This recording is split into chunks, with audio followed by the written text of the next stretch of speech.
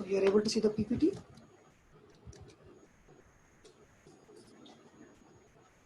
No, sir. Sorry. Oh, maybe I have just.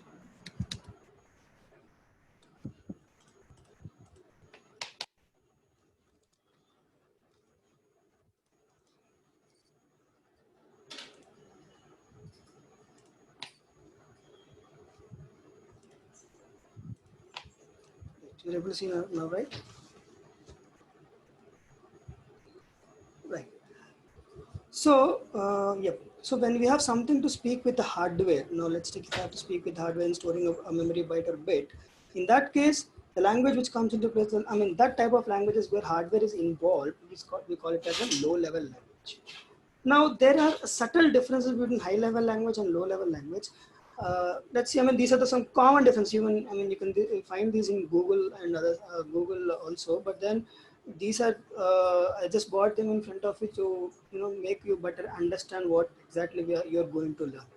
Now, the second difference is they are executed slower than the lower-level languages. Perfect. Because now what happens is now in this scenario, what happens is now let's take if I write a program and I try to execute the program from a command line or any IDE. So what happens? So the command, the program which is created that has to be processed, that has to go to the kernel and it has to perform few tasks. It has to go to the particular application and then it has to return that value. Yes, although all this doesn't take a lot of time, it happens in a fraction of a second. But when something comes to low level language, you are directly speaking with the hardware. So there is no mediator, there is no person in between you, your program, and the hardware. So what happens? You directly give the input to the hardware and you directly get the output from the hardware. So that is the reason low level languages are faster and high level languages are slower than compared to low level language. It's not like high level languages are slower. But when we compare the parameter with low level languages, high level languages are a bit slower. As I told, the difference is you run a program and at the background, a lot of other stuffs will be happening, talking with the application, going into the library, and then going into the kernel and kernel to hardware, etc., happens. But here in low level language, it is a direct interaction. That's the other difference. Now, third difference, they don't provide many facilities at the hardware level. Correct. Now, let's take if I have a if I have a problem wherein I have to talk with the hardware and I have to tell the hardware that dude, you have to change your you have to change your hardware address. So if I say that, I'll say that there's a register and remove this data from the register and insert this data and even change your name from, let's take Ashwik to some Kota. So what happens in high level language, these facilities are not provided because they are restricted at the kernel level itself, because we need to have a lot of permissions coming in from the computer and or the hardware end. But when it comes to low level language, the main purpose of a low level language is to manage the hardware. So they're very close to the hardware and help to write a program at the hardware level. Now this is the point where something called platform building or kernel programming, all this come under this part. Now, for writing program, hardware knowledge is not required. Correct, because we're not interacting with the hardware. There is no use case, or we don't want to interact with the hardware. That is the reason we don't need to have any hardware knowledge. It's just that you know the syntax. It's just that you know how to write a program. That should be enough. But when you are writing with the when you are writing a low level, when you are performing a low level language, you need to have a keen idea of what hardware is, what exactly the version is, or what exactly the capacity is, what exactly the other parameters are. So all the parameters which help in accumulating the hardware, all those parameters should be taken into consideration, and then you have to write a program accordingly. Now, I'm going too fast. So please interrupt me if you feel that I'm going too fast, and I can just slow my pace down. It's no issue. Cool. So I take that as an S.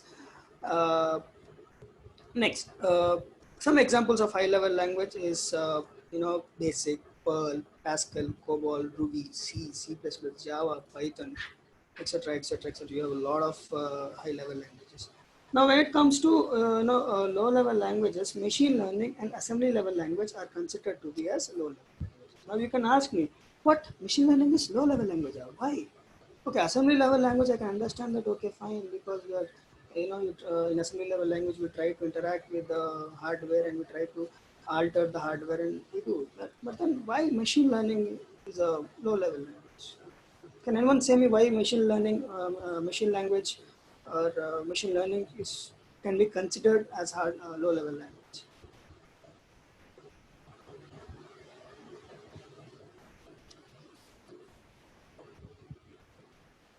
Maybe because you're directly talking to the machine. Uh, yes, a part of it, yes. Anyone else? I mean, even if it's a wrong, even if it's a wrong thing, also it's fine because that's how you learn and that's how you'll get to understand the things more brightly. Fine. Let me give you a simple example. Now, there is something called, now let's take if you're writing a AIML program, there's something called you train the machine. Now, you show him or you show the machine a lot of examples, and that example or that data it takes under consideration. I mean, we write a program in such a way that, okay, a pattern is followed, and according to the pattern, we get the algorithm out. Now, here, now, okay, now let's take an example where I have a camera, and in front of that camera, if I bring any object, let's say if I bring a chair, if I bring a pillow, if I bring a laptop charger, if I bring a book, it should identify stating that, dude, this is a book, dude, this is a charger, dude, this is a pen. The machine has to identify. Now, how does the machine identify? How does a machine know? It's at the end of the day, it's a machine. It does whatever you ask it to do. So there is a technique called teaching, learning from the experiences. Now that's common for humans, and also the same thing we apply for the machines also. So what happens is, for a machine, we show it first and we train the machine. Now, for example, if I have a camera of only 2 megapixel, then it can't identify the machine. It can't identify the object very clearly. So the data which it takes also might be clear or might not be clear. Now let's take if I bring a pen, the 2 megapixel camera, it identifies it as a pen. Now if I bring a chopstick and if I show it, it will identify it as a pen because the image which it stores are similar to the pen. So both chopstick and pen are similar. That's the reason it will identify chopstick as a pen. Now, since this hardware constraint is there, we are trying to train the hardware. So that is the reason machine learning is also considered to be a low-level language. Although the programming or the other part is also written using Python, but on a higher level, on a very vague level, on a very vast level, it can be considered as one such language. So, any doubts so far? Please ask me if you have any sort of doubts, even if it is a small or big or no problem because right, perfect. Now we have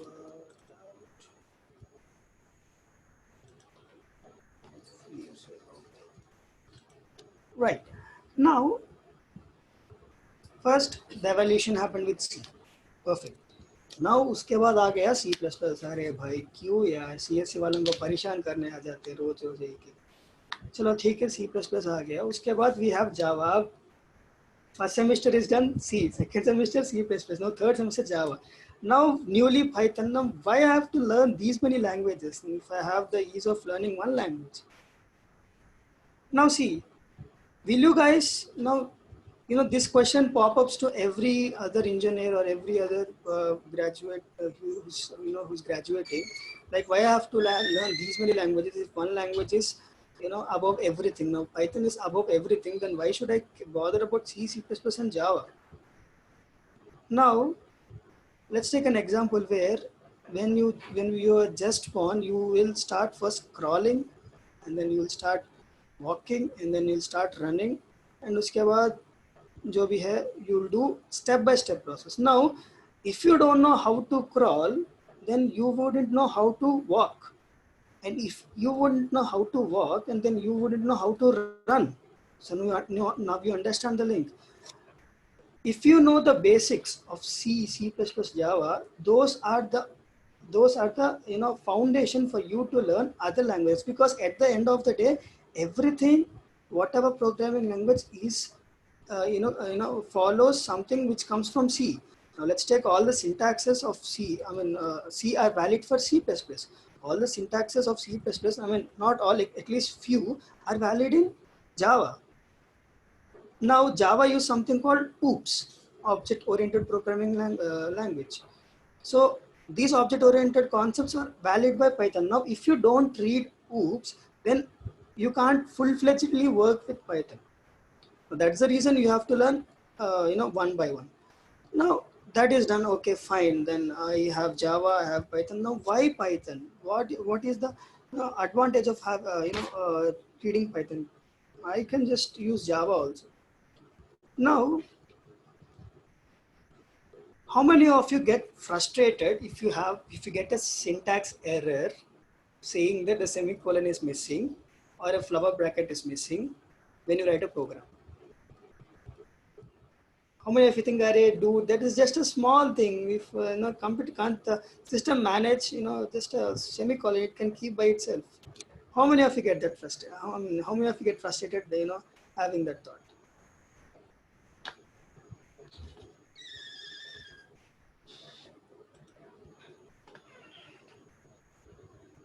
Okay, only two participants have, always get frustrated. So, right.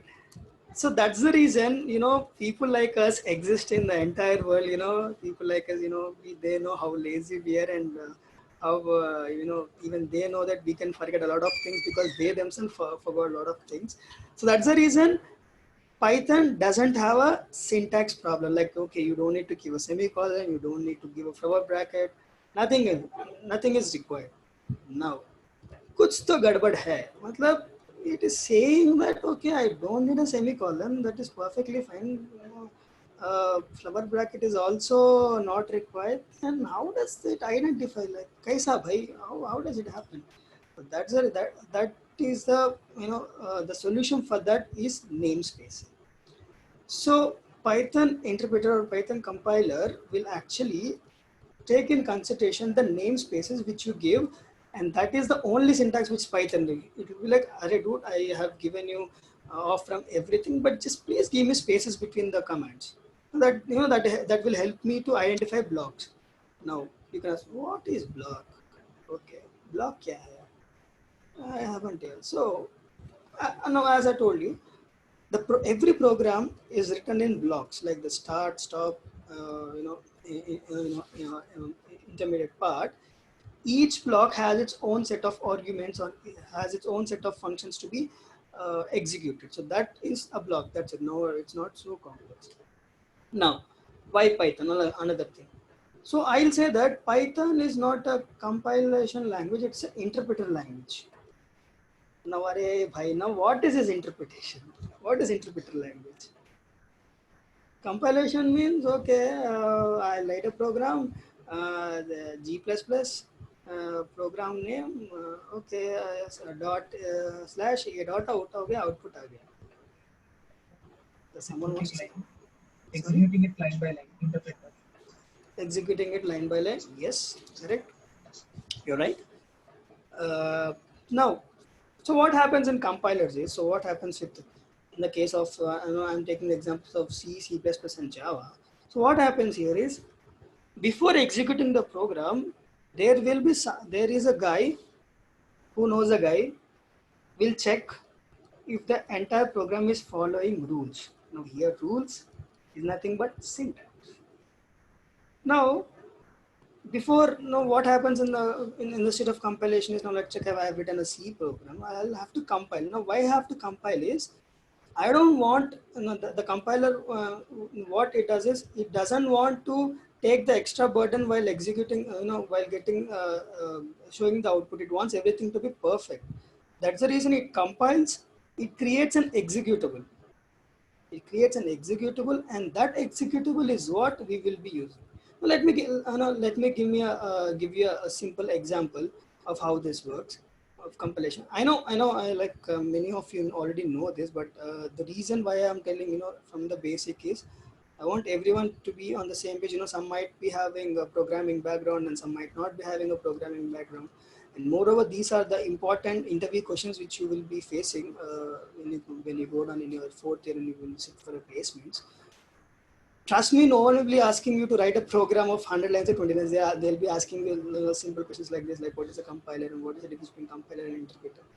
Why do we need two things if there's only one thing? Right. So, right, regarding compilation, let me give you a simple and straight example. Now, let's take, uh, mm, you have your HOD. So, your HOD calls your AMC. I guess, they used to call in our time AMC, the class teacher or whoever. So the HOD of of your department, the class will call the AMC or the class teacher and say that Churandamma or Churandaya, whatever it is, whoever it is, he'll say that see, there's a program which is going to happen in a couple of days, and I want people to get dressed well. I want one person from every class to get dressed well so that they'll be on stage. Now, what the class teacher will do, she will come or he will come to the class and he'll select or he'll ask people who are interested. And one people comes down. Now, before on the day of event, before the HOD seeing them, what the class teacher will do, he or she will come and examine, see, okay, if you're looking good or everything is fine or not. Now, here the AMC or the class teacher is the compiler. Compiler, yes. So he will see you. He will see if everything is fine with you. He'll see that okay, you're nervous or if you're confident enough to go on stage.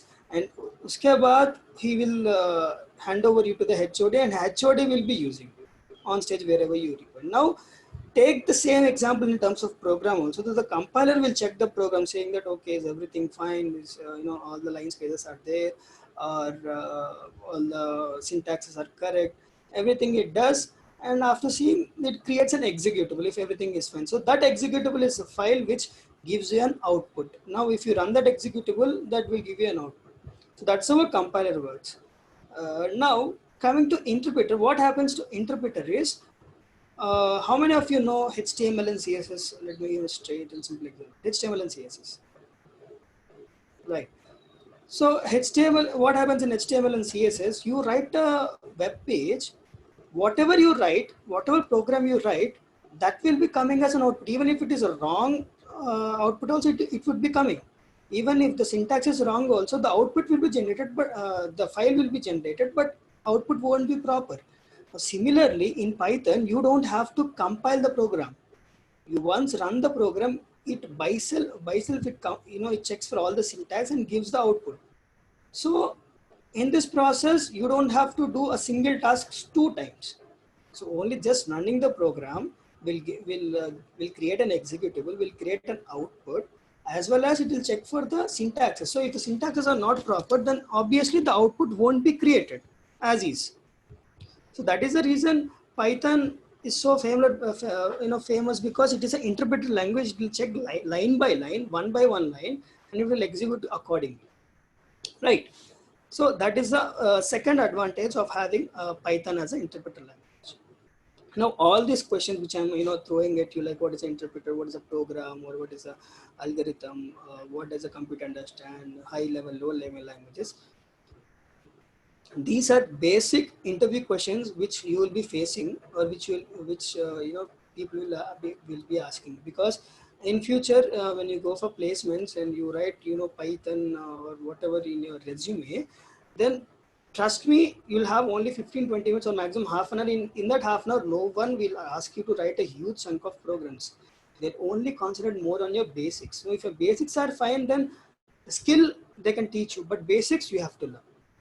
Right. So if anyone wants to write these questions down also, please write it down because it will be useful at any point of time. Next. So that is one thing. Now, second thing, why Python is, so what happens in Java, C, C++ is, if you want to initialize or if you want to have a variable of a data type called int or char or float or double, you have to first declare the variable, stating that, okay, int A, int C, char B, or double X, like that. You have to declare the variable first, and uske baad after that you have to use a variable. Now, the advantage of Python here is you don't have to declare any sort of variables. The input is directly taken and it will accordingly convert the type of the input which you give. Now, let's say if I give A is equal to X, and if I try to see what is the type of A, it will give me as an integer. Similarly happens with a string or a character or a double or a float. So the interpreter is so, so user friendly that you don't have to give this all these extra steps like, okay, I have to declare the variable, uske baad I have to use the variable. So all these steps are actually cut down by the Python interpreter. It will by default take whatever input you're getting. So that is a major, biggest advantage, because sometimes I have to declare a globe. I want to declare use a variable. Then every time I have to declare a variable, then use the variable, and then clear the variable. There's a lot of mess around which goes on. Because for a programmer, these all are small things which keeps on irritating him or her. That's the fact, because when you actually deal with a large scale or huge chunk of lines of code, in that case it will be a very irritating factor. Now Python is the advantage of Python is this one, like the data types need not to be defined every time. Okay. Now the second level language, the second thing is it is an open source software. Right. So Python is open source software. So anyone can anyone can develop, and anyone can push their own, libraries and all the other stuff. Now, what is now? Let's take. I guess you guys know, like swapping of two numbers. How many lines of code we write every time? So every time if we want to swap two numbers, we have to use a third variable, or without third variable also. So there's some logic which goes. So there are like 4, 5, 6, or 6, 7, 8, 9 lines of code which you have to write just to swap two numbers. But Python is so adaptable that if you just give swap A comma B, done. A's value become B, B's value become A. So what I'm trying to say here is there are a lot of predefined libraries and functions which are defined, which you can directly use in your program. Yes, I do understand if you're a hardcore programmer, then you wouldn't want to use the predefined things. But when you come on a larger scale, when you come on a bigger scale, where you have now, let's take the project which I work in. They are like 14 huge modules, and each module uh, will have at least 30-40,000 lines of code. Now, if I have to write even for small function swap A, B, also if I have to write a 4, 5, 6 lines of code, then it will increase the number of lines. But then if I use a predefined library, then it will be faster for me, and it is also user friendly for me. So there are many other data interpretation libraries like NumPy or Pandas, which are more used these days in data science, which will give you all numeric functions and all data interpretation functions directly, which you can use in your program. Yes. Now, other thing about Python is it is a high level language.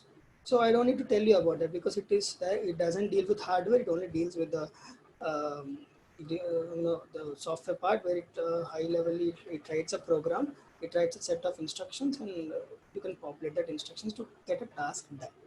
Now, other factor of Python is the Python is so, I mean, it's a portable language. So it really doesn't have a constraint like I have to have 4 GB RAM, I have to have 2 GB RAM, or I have to have 1 GB RAM. So it is portable, that any sort of machine it can adjust itself. So it can adjust itself, stating that okay, this is a 2 GB RAM, 2 GB RAM system, so I'm okay. I can write it as a 2 GB RAM. I can adapt myself, right? So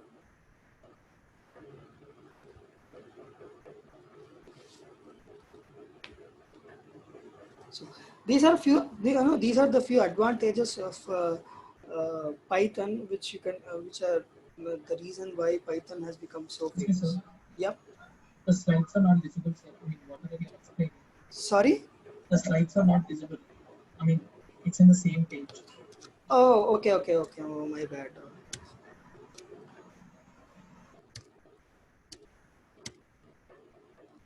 Right.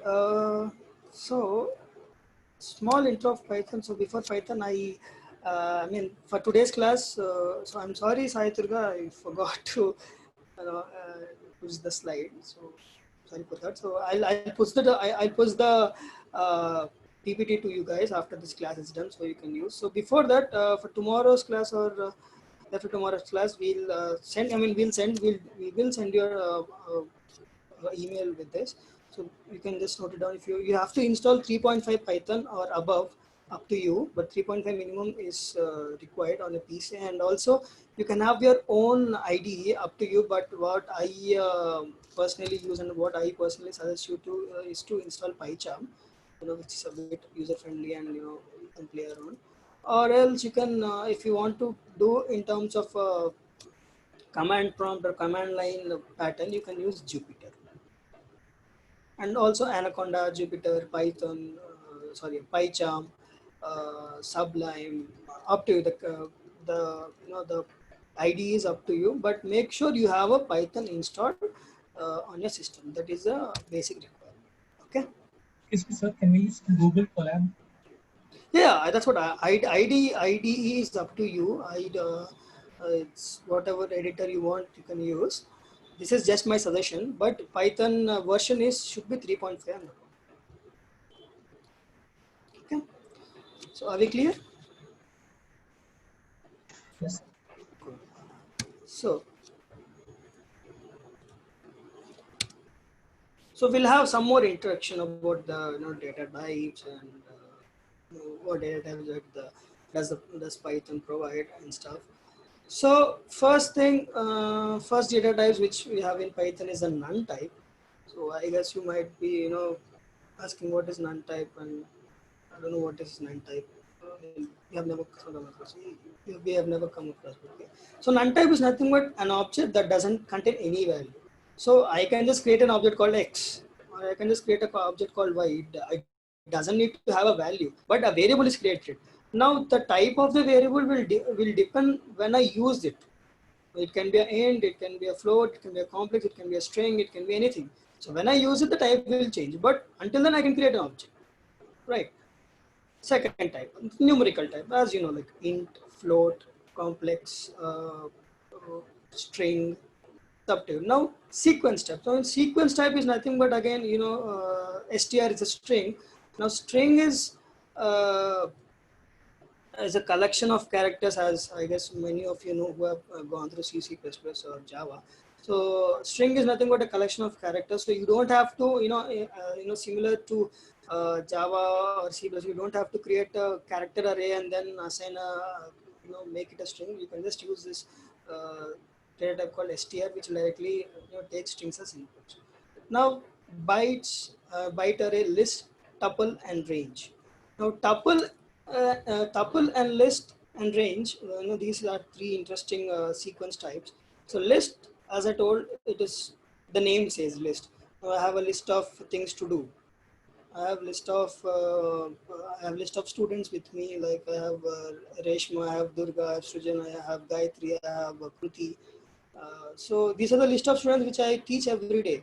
So that is a list. So the list can be in order, cannot be in order, and also the list might be a mixture of a string and a integer also, right? So that's why it is a list. So list, the name says list. Now next, tuple.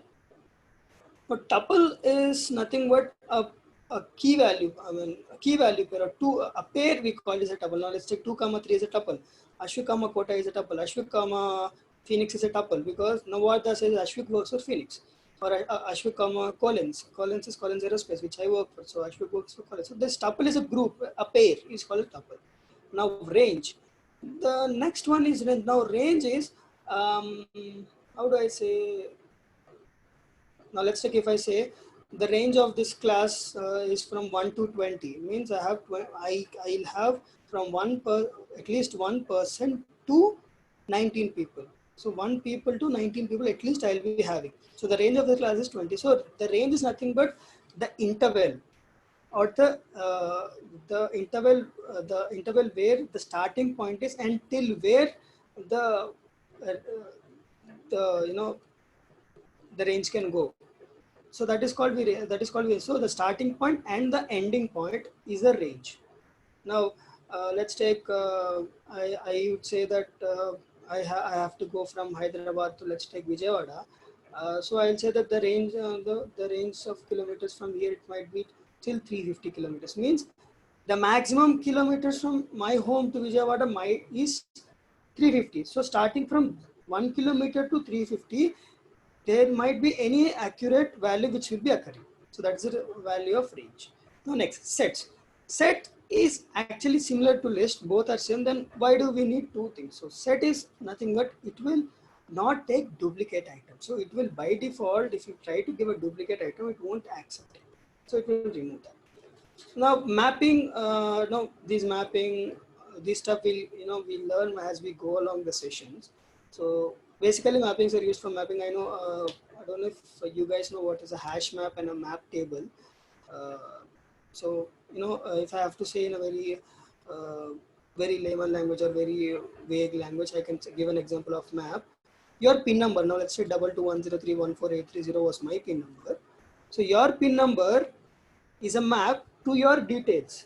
Now let's take if our HOD Fani Kumar comes and says that I need to know the details of this particular PIN number 2210314830 guy.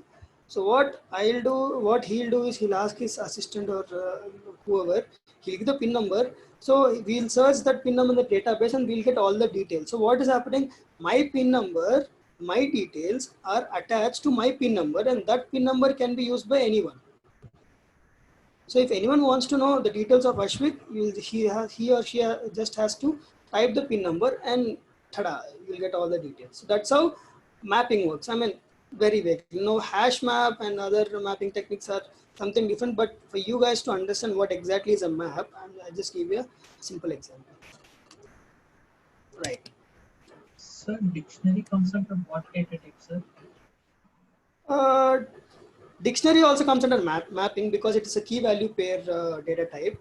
Because since you got dictionary, I thought of covering dictionary, but so let me give a brief intro of dictionary. So what happens in dictionary is dictionary is nothing but a key value pair. Now let's take, you're standing outside your house and you want to enter into your house, you need to have a key. So similarly, if you want to access a value, then you which is present in a dictionary, you need to know the key so that you can directly access the value assigned to it. Now the straightforward and simple example of dictionary is the actual dictionary. Now actual dictionary, what we do is all the S are stored in one column, all A's are stored in one column, all P's are stored in one column. So if I want to search, let's take, if I want to search the meaning of program. So what I'll do, I'll directly go to P. From P, I'll go to PRO. Then I'll go to GR. Then I'll go to AM. So all the things which are related to P, the key value for P is P. So the key value for all the alphabet starting with P is P. So that's the reason. So it's nothing but a mapping technique which happens here. That's how a dictionary works. So about dictionary, as we go along the sessions, we get to know a lot of other concepts which are related to dictionary. Right. Now, let's see what a sequence type is. So first operation which we'll have to do when we want to play around with how the sequence operation does. First, create a list, and for every list there are predefined operations which you have to do. Now unlike C++ and Java, if you have created a list and you want to append, or if you want to add a new value to the list, then every time you have to reassign or dynamically assign the size of the list, or you have to use a pointer, or a lot of other stuff which I really hate when it comes to pointer. because I don't know why pointers exist also, because till now I haven't used pointers in my daily life. Right. So leaving that aside, so Python, again, Python doesn't have pointers. So there are some methods which can be directly used to append a list, to append to a list, to delete a list or to remove or insert a list. So if you can see the screen, you have some methods defined called append, extend, pop, delete, remove, insert, min, max, count, etc. So these are the basic things. I mean, if you go and search in web, you will have a lot of other methods which are predefined, and the beauty here is for these we don't really we don't really have to import a lot of libraries. Basic libraries will do these works. So these other things I actually don't want to cover in this session because before that, because I first want you guys to actually install Python and then uh, play around with Python and see, write a basic Python program, like let's say print hi hello, print jbale, or anything, up to you, whatever you want to. So do that, install 3.5 Python and above, and install an IDE and try to execute a basic program. And after that, we'll see how we can use data types, sequence types, and other things when we go along, when we go along the course. So any doubts till now?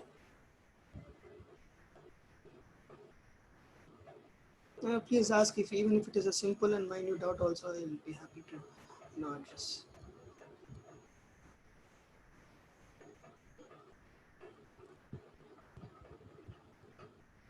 Cool. So I take that as a no, that no one has doubts, everyone is clear. So I know today's session was just an introductory session, and there's no much, to cover. See, the reason why I wanted to cover all these topics is, these are very important and basic topics which you need to understand, because, I'm repeating this again. These are the actual questions, you'll be facing when it comes to the, the real life scenarios.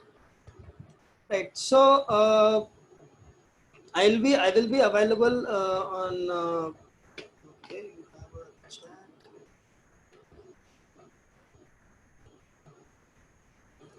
4 types of Python in every programming exams.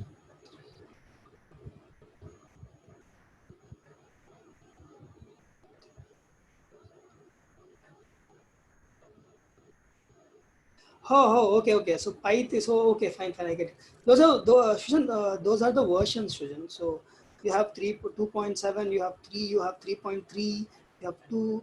That is a version of Python. Now, okay, let me tell you. In 3.2 and above, I guess you have, if you are giving a print statement, you have to give what do you call, a circular bracket. Uh, why can't they use a maxi? Now let's take, if I work on 2.7 and I prefer using the syntaxes of 2.7. So it's up to the person who's actually using, because some would like to use 3 and some would like to use 2.7. No, the difference, as I told, print statement itself is there, where there's one syntax change, where in 2.7 we don't need to give a braces. You can directly give print the question, the colons and give you a statement. But then from 2 points, from 3, you have to start giving the circular brackets. So that's the reason you will be seeing a lot of other versions. It is up to the end user what he wants to use. So it's up to them. That's the reason you'll have 4 or 5 other options. That I gave you a basic difference. There are other differences also. Yep. So that's the reason you have 4 or 5 types of Pythons when you write a coding exam. Right. So, okay. So any other doubts? So that was a good doubt, Sujan. Appreciate it. So even if it is a small, minor, chinna chitka doubt, also you can ask me. No issues, because I myself learned all this stuff since last 1.5 year or 2 years or before that. Because even I used to ask silly doubts, and trust me, no doubt is silly. Every no doubt is small. You can ask whatever types of doubts you have. Cool. So you will get a mail after this session regarding what needs to be installed. So please make sure you install and try running a sample program and see how you can use a Python from command line. So again, I am a orthodox guy, and I prefer using Python from the command prompt or command line because that's how I think I understand it. So if you have time, I can just show.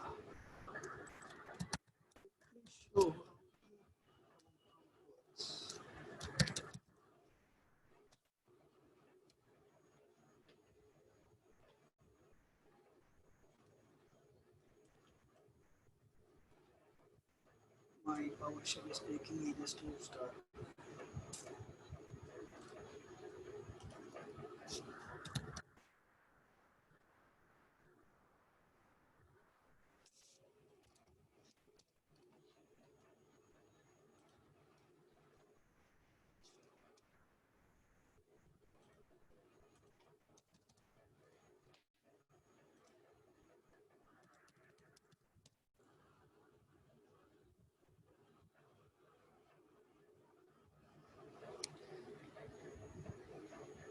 Right.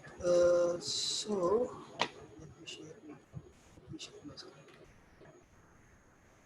The purpose is nothing, Durga, Srinivas. So PyCharm is nothing but it's an IDE. At the end of the day, it's nothing but it's an IDE where you write your code and you run your program. The only purpose I feel it is a bit user friendly, and it is, you can play around. A lot of other options are there when I started using it. So nothing else difference. Durga.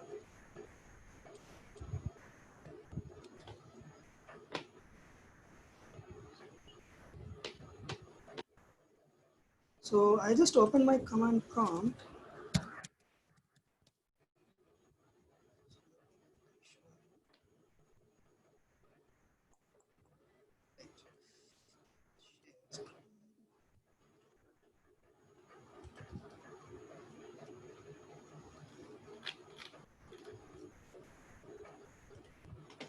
So you're able to see my screen, right? So here, okay, see, now if you see, exit actually works in 2.7, but in 3.7.2, I have to give exit like this. That's when the compiler gets exited. Now I have installed Python 3.7.2. So if I give my Python command directly from command prompt, I'll get something. I'll get the Python command and open. Now, let's just give a small example. Now let's take A is equal to sure.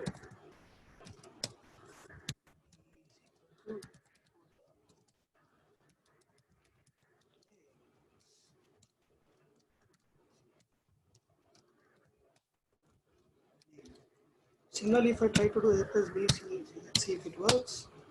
Perfect. So now the same operation, if I have to append two strings in C, C++ or Java, that will take ages for me to write a program for that.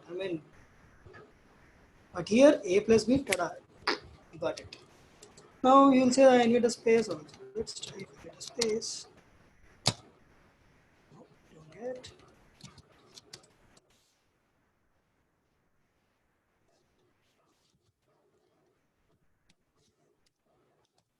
So it is, you're not able to get a space. So no, there's always a workaround which you have to do. You have to get something else. It's simple. Just A plus B, and just give a slash tab, and then you'll get whatever you want. Fine. Now let's take, if I say A is equal to 10. Let's take X is equal to 15. I want to know the type of it. I haven't mentioned the data type. I haven't done anything, nothing. I just gave A is equal to 10. I got it as 10. Now let's see if I give B is equal. So already we have B. Now let's see what is the type of B. It's a string. So all those operations, now as I told, every time I have to declare it, I have to define it. All this can be skipped in Python. That's the beauty of it. Right. So no, these are some basic operations which I have showed you today. So similarly, you can go around web today and see how, first of all, installations of installation, you can go around web and see how exactly you can use Python compiler and how you can play around. So are we clear now till now? So okay, what is the purpose of using Python? Which ID is used for projects Python? I didn't understand your question, Durga. What is the purpose of using Python? Which ID is used for projects? The projects in the sense the project which you are going to do, or in the real life, or what? I haven't understand the question.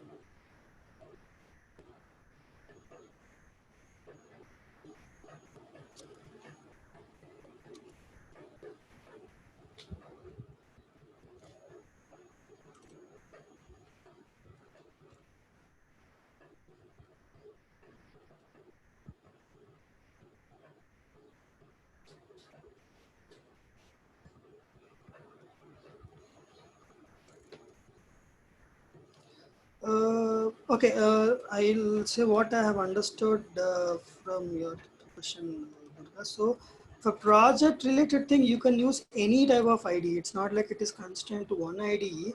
So, see, at the end, ID is nothing but a place where you write a program. So, you can write a program anywhere. There's no constraint you have to write in PyCharm only. Even I can write my program in Notepad also, Notepad++ also. Or I can write my program in Sublime also. If I understood the question properly, the actual projects, the live projects, which let's take we are dealing. I'm talking about the Python projects here. So Python, so that's what Python projects, as in which type of projects? Real life projects. I mean, whatever you're going to do in internships for this internship. Right, right. Uh, that's what the IDE is up to you, Durga. I'm again repeating that the IDE is up to you. IDE is just a place where you write your program. At the end, where you deploy the project and where you deliver the project is something different. It depends on that. Now let's take if the project, let's take my company or the project which I am currently working in. I personally debug my code or write my code in Notepad++. I feel that is comfortable. And sometimes I use PyCharm also when I have to search for a huge chunk of data. So writing a program, you can edit anywhere, but where you deliver and is it, performing the task which it is required to do, that's the only matter at the end. Writing, you can edit anywhere. You can edit in Sublime, PyCharm, Anaconda, or Jupyter, anywhere. It's up to you. Right? So I guess that is clear for you, Durga.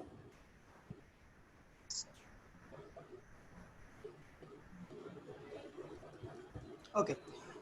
So having said that, so I guess we are up for time. We have 5 more minutes. So if you have any questions, I'm ready to take, or else we can close the meeting right away. So you can reach out to me on, I guess I'm not in the WhatsApp group. So if you have any doubts related to anything, you can reach out to me. You can ask, so I guess many of you have Subhash number, you can just ping him down. So he can help you out in reaching me out, or else I'm even available in all social networking platforms. You can just ping me down with any query, like Potashvik is the name. So you can come down to me. So, what about your? Can you send your phone number? Sure. I can keep that in the chat.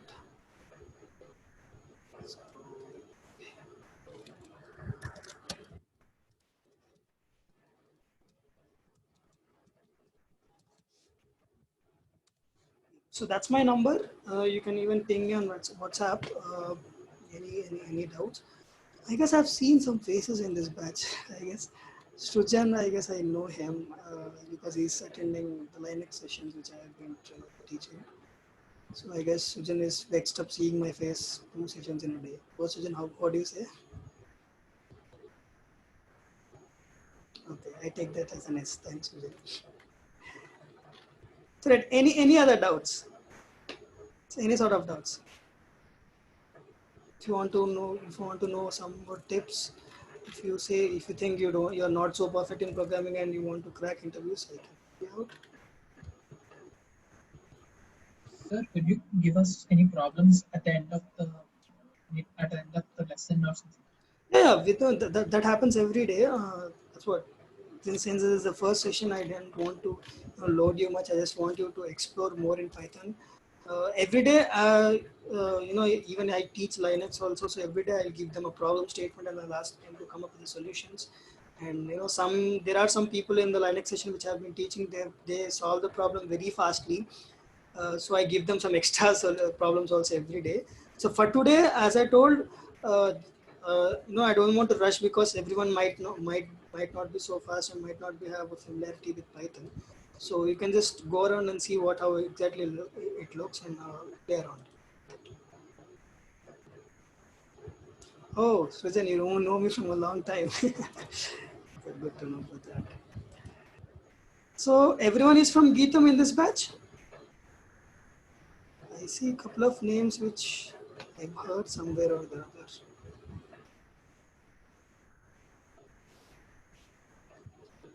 Okay. Okay.